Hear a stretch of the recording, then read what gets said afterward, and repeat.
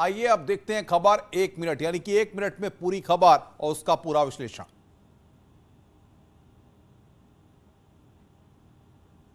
कार्यकर्ताओं ने धूमधाम के साथ मनाया। दिल्ली पार्टी मुख्यालय में अध्यक्ष जेपी नड्डा ने ध्वजारोहण किया तो लखनऊ में मुख्यमंत्री योगी आदित्यनाथ ने झंडा फहराया।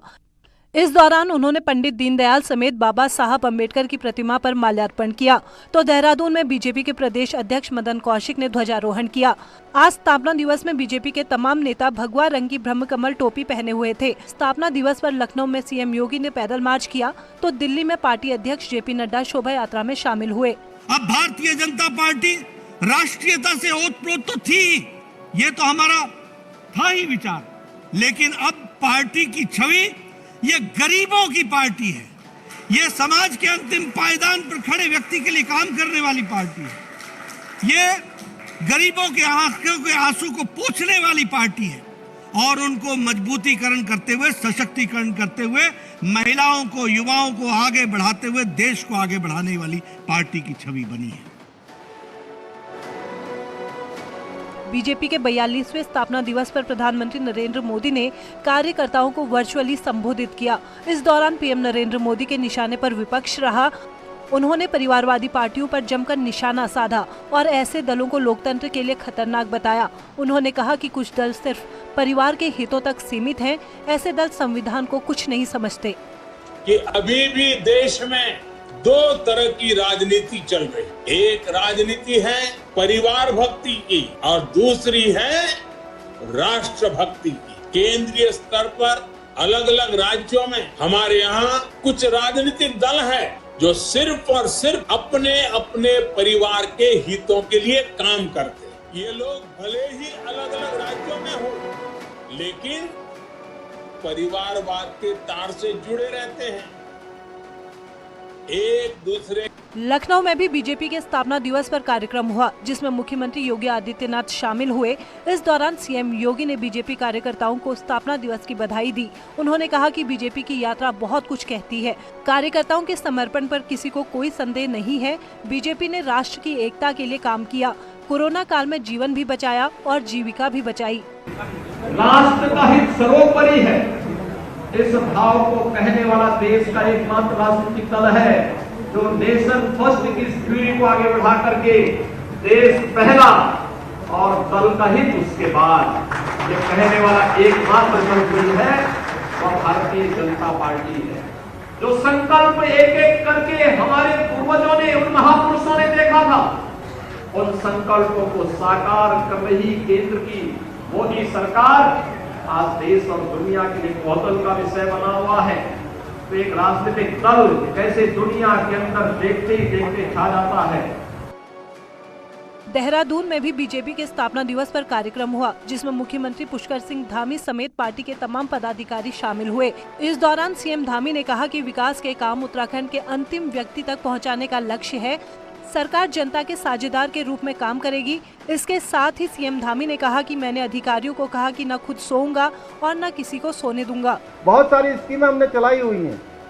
आंगनबाड़ी बहनों का हमने मानदेय बढ़ाया, आशा बहनों का मानदेय बढ़ाया, भोजन माताओं का मानदेय बढ़ाया, उपनल कर्मचारियों का हमने मानदेय बढ़ाया है। उत्तराखंड के आंदोलनकारी हमारी सुशीला बलूनी जी, रविंद्र जुगरान जी, ये भी बार बार आते रहते हैं। अभी बहुत सारे काम हमारे छूटे हुए हैं। तो हमने उत्तराखंड आंदोलनकारियों की जो पेंशन थी, उस पेंशन को भी हमने बढ़ाया है। उनके लिए जो अन्य सुविधाएं हैं वो भी हमने किया। हमने कैबिनेट से 10% आरक्षण का भी महामहिम राज्यपाल को भेजा हुआ है। अलीगढ़ मुस्लिम विश्वविद्यालय एक बार फिर से विवादों में घिर गया। यूनिवर्सिटी के मेडिकल कॉलेज के प्रोफेसर जितेंद्र पर हिंदू देवी देवताओं पर अभद्र टिप्पणी करने का आरोप है, जिसके बाद कॉलेज प्रशासन ने आरोपी प्रोफेसर को सस्पेंड कर दिया है। प्रोफेसर के खिलाफ पुलिस में तहरीर भी दी गई है। जानकारी में आया है कि जवाहरलाल नेहरू मेडिकल कॉलेज के एक assistant professor doctor Jitendra Kumar द्वारा फॉरेंसिक साइंस की क्लास लेते समय इनके द्वारा अपने पावर पॉइंट प्रेजेंटेशन में इस तरह की कुछ आपत्तिजनक भाषा का प्रयोग किया है, जिससे धार्मिक भावना आहत होने के संदर्भ में AMU की तरफ से उन्हें शोकॉज नोटिस जारी किया गया है। मामला एएमयू के फॉरेंसिक मेडिसिन डिपार्टमेंट का है। आरोप है कि प्रोफेसर ने क्लास में एमबीबीएस के छात्रों को प्रोजेक्टर पर रेप की हिस्ट्री और डेफिनेशन पढ़ाई। इस दौरान प्रोफेसर ने हिंदू देवी देवताओं को उदाहरण के तौर पर पेश किया। माफी मांगना कोई सॉल्यूशन नहीं है। वो जमाना गया कि कोई गलत काम कर दो माफी मांग लो। ऐसा काम किया है कृत्य जो हिंदू लोगों की भावनाओं को ठेस पहुंचाने वाला। मथुरा में एक बार फिर से प्रशासन का बुलडोजर चला है। गोवर्धन कस्बे के पास बनी 2 अवैध कॉलोनियों पर बुलडोजर चलाकर ध्वस्त किया गया। इस कार्रवाई से भू माफियाओं में हड़कंप है। दरअसल बरसाना रोड पर गांव सकीतारा के पास और बाबूलाल कॉलेज के पास अवैध रूप से प्लॉटिंग की जा रही थी। 2.5 बीघा में कॉलोनी को अवैध रूप से विकसित किया जा रहा था। अथॉरिटी से बार बार उन्हें नोटिस दिया जा रहा था कि बिना नक्शा पास कराए यहां प्लॉट न काटे जाएं, लेकिन भू माफिया लगातार निर्माण कर प्लॉटिंग कर रहे थे, जिसके बाद ये कार्रवाई की गई। प्रशासन ने बुलडोजर से करीब 5 दर्जन भूखंडों पर बनी नींव को जमींदोज कर दिया। राधा कृष्ण धाम के नाम से ये 450 बीघा जमीन पे सब डिवीजन करके एक अवैध कॉलोनी काट रहे हैं। इनको जो है नोटिस दिए गए थे कि आप जो है कॉलोनी का जो है पहले नक्शा पास कराएं नियमानुसार, मानकों के अनुसार, तत्पश्चात जो है कॉलोनी का को बनाएं। लेकिन इनके द्वारा कोई इस पे जो है ना तो प्राधिकरण में नक्शा पास कराने के लिए पैरवी की। गोरखपुर शहर को जाम से मुक्त करने के लिए शहर में इन दिनों अतिक्रमण विरोधी अभियान चलाया जा रहा है। इसी कड़ी में आज गोरखपुर विश्वविद्यालय चौराहे से रेलवे स्टेशन तक अभियान चलाया गया। इसमें कुछ दुकानदारों पर जुर्माना लगाया गया तो कुछ के अतिक्रमण को तोड़ा गया। साथ ही ये चेतावनी भी दी गई, अगर फिर से अतिक्रमण करेंगे तो दुकानों को सील कर दिया जाएगा। जो इंक्रोचमेंट है उसके खिलाफ अभियान चल रहा है। आज उसी कड़ी में जो है गोरखपुर विश्वविद्यालय से लेकर रेलवे स्टेशन की तरफ इंक्रोचमेंट हटाने का काम चल रहा है और लोगों को ये निर्देश दिया गया है कि जिन लोगों ने भी सड़क की तरफ इंक्रोचमेंट कर रखे हैं उनको तत्काल हटा लें। जो लोग हटा ले रहे हैं उन पे 500 रुपये का जुर्माना लगाया जा रहा है। कुछ लोगों को चेतावनी देकर छोड़ दिया जा रहा है और साथ ही कुछ लोगों के जो इंक्रोचमेंट है उसको नगर निगम प्रशासन की टीम तोड़ दे रही है। इसी के क्रम में आज यातायात तिराहे से लेकर रोडवेज के चौराहे तक अतिक्रमण अभियान चलाया गया है, क्योंकि इस संबंध में हमने पूर्व में ही सभी स्टेक होल्डर से वार्ता कर ली है, जिसमें जो पटरी व्यवसायी हैं और जो भी हमारे व्यापार बंधु है, व्यापार मंडल के लोग, उनसे बात कर चुके हैं, तो सभी से पूरा सहयोग कर रहे हैं। महोबा में भी भू माफिया पर प्रशासन ने बुलडोजर की कार्रवाई की। इस दौरान सरकारी जमीनों पर कब्जा कर बनाई गई जमीनों को बुलडोजर से ध्वस्त किया गया। उत्तर प्रदेश के महोबा में योगी सरकार गठन के बाद एक बार फिर प्रशासन का बुलडोजर गर्जा है। आप मेरे पीछे साफ देख सकते हैं जिस तरह से सरकारी जमीन पर अवैध अतिक्रमण जो किए हुए थे, अवैध अतिक्रमणकारी थे, उन पर प्रशासन का बुलडोजर गर्जा है और उन्होंने जमीन को बिल्कुल नेस्ता नाबूद कर दिया है। दरअसल जूखा इलाके में भू माफिया ने जमीन पर कब्जा किया हुआ था, जिसे खाली करने के लिए नोटिस भी दिया गया था। अवैध अतिक्रमण का अभियान अभी वो इलेक्शन के दौरान यहाँ अवैध निर्माण की सूचना मिली थी तो लेखपाल आके रुकवा गए थे, तब भी उन लोगों ने बाद में निर्माण कर ली, तो आज बुलडोजर से आज गिरवा दिया गया जितने अवैध निर्माण थे। उधर संभल के गुन्नौर में भी बाबा का बुलडोजर भू माफिया पर जमकर बरसा। बबराला कस्बे में कई लोगों ने सरकारी जमीन पर कब्जा किया हुआ था, जिसे प्रशासन ने बुलडोजर चलाकर ध्वस्त कर दिया।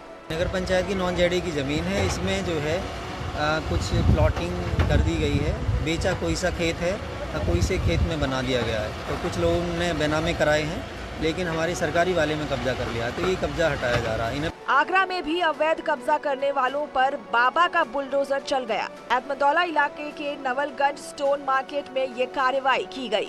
जिन लोगों ने अतिक्रमण किया था, सरकारी जमीनों पे अवैध कब्जा किया था, तो उन पर ये बुलडोजर चल रहा है। इस तरह से ये पूरा का पूरा बाजार बना लिया गया है और इसी बाजार को जब योगी सरकार ने वापसी की तो उसके बाद इस तरह से धराशायी की जा रही हैं अवैध दुकानें, अवैध निर्माण।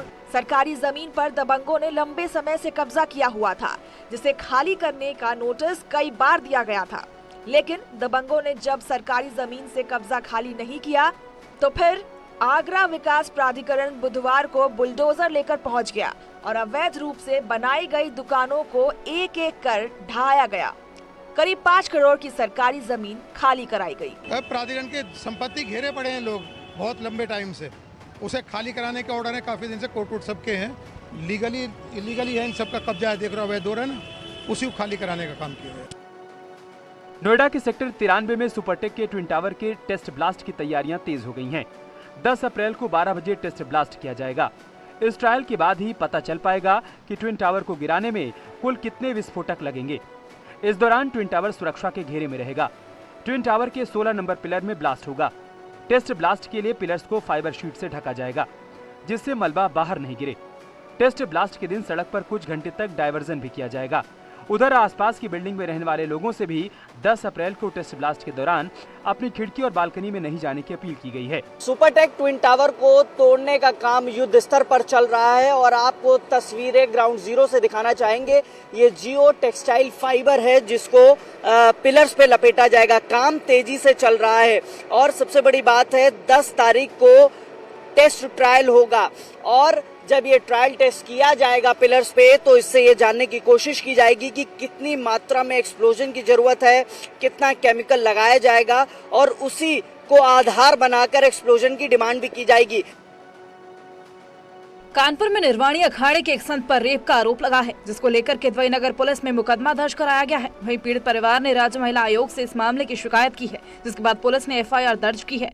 पीड़ित परिजनों का आरोप है कि प्रखर महाराज ने उनके बेटी को बदनीयती से अपने पास बुलाया और दीक्षा देने के बहाने उसका रेप किया। प्रखर महाराज की परेशानियां कहीं से कम होती नहीं दिख रही हैं। कानपुर में युवती की मां ने जहां एक और राज्य महिला आयोग में जाके गुहार लगाई कि उसकी बेटी के साथ शारीरिक शोषण हुआ है, जिसके बाद पुलिस ने किदवई नगर में प्रखर महाराज के खिलाफ मुकदमा दर्ज कर लिया।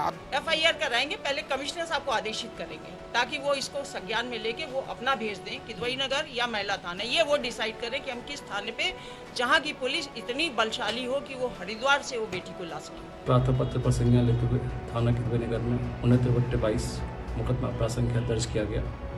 इस मुकदमे में विवेचना की जा रही है। विवेचना को कोर्ट उसके आधार पर शीघ्र निस्तारित किया जाएगा।